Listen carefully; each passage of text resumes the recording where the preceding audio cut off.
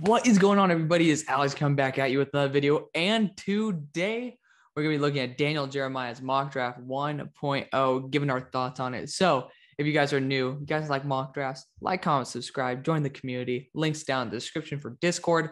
Over 120 people in there already. So lots to love. Of course, hit me up in Discord, hit me up Twitter, all that good stuff. Love to talk to you guys, of course, in the comment section below as well. Let's kick into this. No more need for the BS, because Daniel Jeremiah is a very respected individual in this industry, but also we have to admit he has some very unique takes. And I read over this the other night and I was like, ooh, this is gonna be fun. So without further ado, let's look at the first pick, which I am in full support of. Evan Neal going #1 overall. Yes, I absolutely love this pick. Again, there's not many very good tackles. And Daniel Jeremiah, please get off my screen. Thank you. Thank you. But Evan Neal, he is by far the best tackle in the draft, not to mention the fact that there's not many good tackles in the draft. Regardless, if you hear people talking about how good the tackle class is, sorry, they don't know how to eval offensive linemen that well. But Detroit Lions are going Aiden Hutchinson. It's the only thing you can do for him. So I think it's a great move. Texans going Kyle Hamilton. So again, I think KT is the guy to take at the spot, even though Kyle Hamilton is my #3 player in the draft. Funnily enough, this is exactly in my big board order. But I just don't think Kyle Hamilton, even as a DB god, brings the same value as KT. Now, I think there's a jump off past KT, but again, Kyle Hamilton, not too shabby at all. Again, if you get him, you're getting a one-of-a-kind style player, and you guys could use a safety for sure. And the class is extremely thin for safety. It is. It just got way worse. 3 of the first-round quality safeties decided to return. So, yeah, Kyle Hamilton at #3 is not a heinous pick, just not one that I would do myself. Just getting KT, you know it, I do it myself. I think offensive line should be the pick for the Texans. But again, I mean, there are other rounds. And again, it's solely up to, it's in the eye of the beholder whether you like an offensive lineman later on like Tyler Smith or not, which thank God he came out. But yeah, KT, love that pick. Giants going Ekem, I think is a very solid pick. I don't have Ekem higher than Charles Cross right now, just because I think Charles is a little more well-rounded, but Ekem has a lot more upside. Again, you choose whichever one that you want at that point. But again, Ikem Ekwonu, very solid tackle. Carolina Panthers getting Sauce. So this is actually what really made me want to do this, is when I saw a pick in the top 10 that was like, what the hell? That's when I came after it. Sauce is a phenomenal corner. I love him. He's a top 10 player on my big board. That being said, Sauce Gardner should not be going to the Panthers, who just traded for CJ Henderson, who's also a first-round quality player. They also just gave, I believe, Dante Jackson a big contract. Obviously, they have J.C. Horn, and they could honestly have Stephon Gilmore there. I don't know why you want that deep of a corner group. I don't get it. But again, I mean, you could always go corner. It's never bad to go corner, especially if you don't want to keep, if you want to trade Henderson away again. But it just doesn't really make sense to me when there's huge needs at offensive line as well as at the big quarterback position. So really, really weird. Not a fan. Not a fan. Giants going Devin Lloyd. I could honestly see it, but their love for Georgia linebackers is pretty rooted in the Giants' history. Granted, they just totally switched up their regime, but they do have the basis there for somebody like Nakobe Dean. That's the surprise pick I could see at #7 is Nakobe Dean being the 7th overall pick. I don't think Devin Lloyd goes higher than Nakobe Dean, if I'm going to be 100% honest, unless he goes to a team later than pick 15. Just again, I think those teams start filling out the best player for their need rather than the best player available, because I don't think Devin Lloyd's better. I think that Devin Lloyd's a very solid all-around linebacker, but when it comes to linebackers, you can't really get someone with the speed, coverage ability, and blitzing factor that you get from Nakobe Dean. So again, we'll see what happens at that point, but I don't know about linebacker Devin Lloyd. I wouldn't be mad at it. Again, I think that it's a team that could honestly use some development, and you can take a chance on someone like Nakobe at that point. Falcons getting Treylon Burks, first wide receiver off the board. Yeah, it really depends on how he tests, because wide receiver is a huge need for the Falcons. It is. That's undeniable. The need is astronomical. You're pretty much going to be losing your top 2 weapons in 2 years, right? Your top weapon 2 years straight. Treylon Burks, if he tests in the 4.3s, could be in this category. He is a very dynamic pass catcher. He can run the ball as well. I like someone's comp. They said it was very similar to Deebo Samuel, and he's a very physical, aggressive player. That could be his style. So again, honestly, this could be a good place for him to go. I think the value of it's crazy high, but that is solely based on how his test numbers are. So yeah, it's going to be very indicative of that. Can he pick it to the Broncos? First quarterback off the board. I think he is going to be the first quarterback off the board. You guys can check out my QB rankings list. It's not going to be the same as yours. I can guarantee it. But Kenny Pickett he's probably one of the most pro ready that you can see coming out. I'm just not that big of a fan of him. He does look a lot like Derek Carr.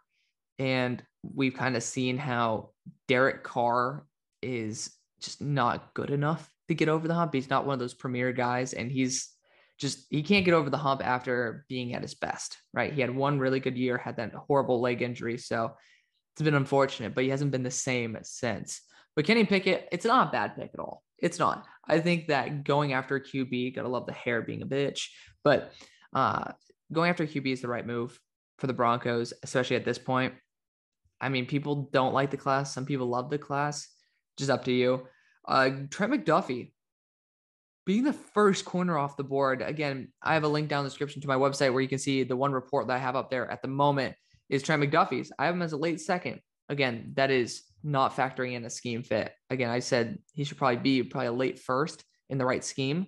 But yeah, putting him before or like, all right, second cornerback off the board, right? We got Sauce Gardner before, but putting him before Derek Stingley, and I'm not high on Derek Stingley. That's a ballsy and I think very bad move. Washington football team going Matt Corral. I don't really get the love for Matt over Sam Howell. I'm just going to be straight up honest with you. You know, you got 205 pounders. So I know DJ already said it's a concern, but I think that the arm strength is arguably worse than Sam Howell's. I have Sam Howell as having one of the biggest arms in the draft, as well as I think the decision-making is on par, if not better, in Howell's favor. You know, the stuff that people knock down Howell for, Matt Corral has arguably worse. And people can try to bring up the offensive line. Ole Miss's offensive line, when you watch them, they gave Matt a very good pocket. And I'm not trying to slander Matt because he did a very good job this year. Still will be a first-round quarterback. But when people try to knock Sam for things, but not apply that to other QBs, that's when I start getting a little bit irritated. So yeah, Matt Corral's offensive line, if you guys think that it failed him this year, you didn't watch the Ole Miss offensive line. Minnesota Vikings, Derek Stingley. At this point, yeah, that's obviously the right move. Again, crazy things happen. Teams have Terrell Edmonds as a first-round pick, right? And some of them have him as a fifth-rounder. Crazy shit happens. So it could be possible that Derek Stingley falls this far. Don't think it does, but if he does, solid pick. Not Vikings. The Browns are going Travon Walker. And with the lack of wide receiver, like actual impact wide receiver on the roster, I don't think they go after an edge. That being said, not a bad pick if you're not going to go wide receiver, right?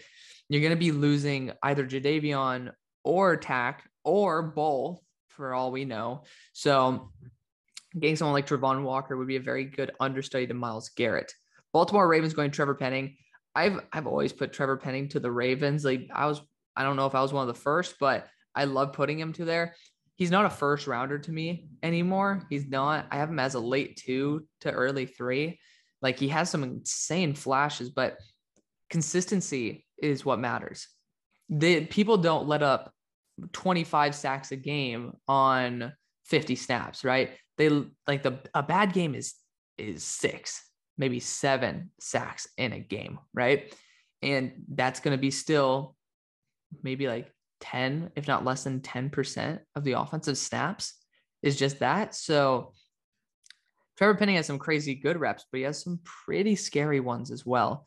Definitely somebody to watch because he has some insane reps for sure, but just some insane reps. You need that consistency there as well to be able to get drafted that high. Eagles going Karlaftis. I like it. It's a team that definitely needs it. Great. He's a perfect Brand Graham replacement. So that's good. Drake London as well. I like Drake London to this team. It's a big guy. Definitely somebody that the Eagles do require on this type of roster. So definitely somebody who I think would be an excellent complement to Devontae Smith. Next, you got Bernard Raymond, another guy I'm not that big of a fan of. You're going to be sending a guy who's been playing tackle for 2 years and he's still extremely raw and moving him to right tackle. That's very concerning to me. He has a lot of issues that he has to deal with and needs to continue cleaning up and developing. I'm not a fan of him in the first, and I think that he might be able to go in the first, but not that big of a fan of him, guys. Next, you got Garrett Wilson to the Saints. I would cry tears of joy if Garrett Wilson goes to the Saints. Eagles going Kenyon Green. Again, if Howie wants to go the full offensive route here, I think they went with an edge. Yeah, they did. They went with Karlaftis. If he wants to go 2 offensive players, this would make sense. Kenyon Green can play guard and tackle if they want to have him be the heir apparent to Lane Johnson. But again, when there are some good corners, safety, what else? Linebacker. Yeah, I think that the value is much better elsewhere, especially since honestly the guard class is pretty good. So I think the value is better there. Not to mention, of course, Charles Cross is on the board. So I'm going to hold back my hatred for the fact that Charles Cross fell because he fell to my Steelers. I would love that. But I mean, this is a guy who I was very much against at the start of the year, right? Because he still had big anchor issues, added 15 pounds, looked more comfortable. Good. Patriots, Jordan Davis. I don't know if they passed on Christian Barmore in the first to wait for him in the second. I don't know why they would go after someone who plays even less snaps to have less of an impact at number 21 in the first. It just doesn't really make sense. You know, Jordan Davis is a unique defensive lineman, but his consistency is scary. It's really bad how he's going to be dominant one play, and then for the next 3, he's just pretty pedestrian, if not subpar. Just kind of like he needs the either mentality to go 110% every play, which is a great spot for him to go to, or he's going to need to get in shape. It's one of the two.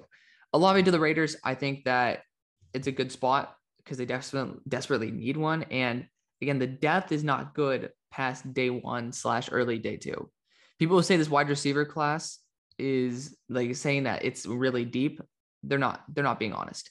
Gotta love when the freaking camera is lagging, but this class has a good group of players. It's deep enough, but once you get to the 3rd round, it starts getting extremely iffy on who is there. And that's not good. That's not good at all. You know, you want some guys to look forward to in those later rounds. And this class doesn't have many of them. Cardinals getting Ojabo. It's a great pick. You know, it is. It's tough to think Ojabo is going to be there at 23. It is. Getting edge is definitely worth it. Cowboys getting Nakobe Dean, especially if they put Micah as more of a pass rusher. And there you go. There you go. I think that would be a solid selection, especially if you're not going to go after a wide receiver or a safety. Linderbaum to the Bengals. You guys know, I would just cry tears of joy if that were happening. For the Bengals, I'd cry tears of pain as a Steelers fan, and I would if I were an Eagles fan as well, because I'd much rather have Linderbaum than Green. But still, you know, we're going to respect the way that it fell. This pick, like, really, come on, DJ, come on. You're going to get a big-ass man like Daniel Faalele, who is so raw that he can't even play an NFL snap yet. You're going to stick him on the Dolphins when they need someone who can actually play right now. Like, come on, dude. Like they don't have anybody who can even develop him. They don't have an all pro there to say, hey, this is how you do it. They don't have an all pro developing offensive line coach to say, hey, this is how you're supposed to do this. You're going to stick him in the first. Like, come on. Like, come on now. Bills getting Kyler Gordon. I would love that. again, super hyper athletic player and somebody who is pretty damn good in coverage. So big fan of Kyler Gordon right there. Quay Walker to the kind of like, come on, man.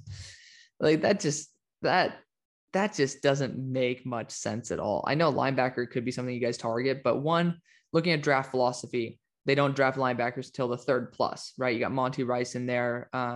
You have David Long in there. You got to wait a little bit. And Quay Walker will probably be there. If you want to draft him in the 3rd, absolutely. That makes a lot of sense. You can get someone who's a mid to late round impact and develop him well enough on your team. Cool. Quay Walker is far from a 1st round pick. I don't get the absolute love for Quay Walker. He's not even the best linebacker on his team by a long shot.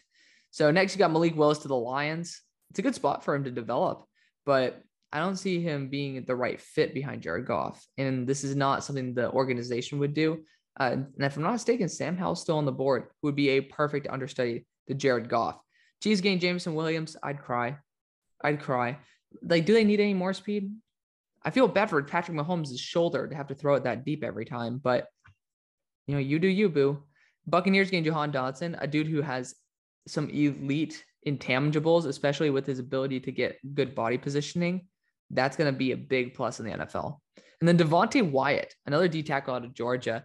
I don't see him going in the 1st round, but I have him on very similar level to Jordan Davis. But that's going to be the video, guys. Let me know what you guys think. A unique draft. I'll just be polite and say unique because DJ does know what he's talking about. But of course, he was also a guy, I think he had Tutu Atwell up there in like 15 overall. So yeah, let me know what you guys think. Thank you guys so much for watching. See you guys on the far side. Peace.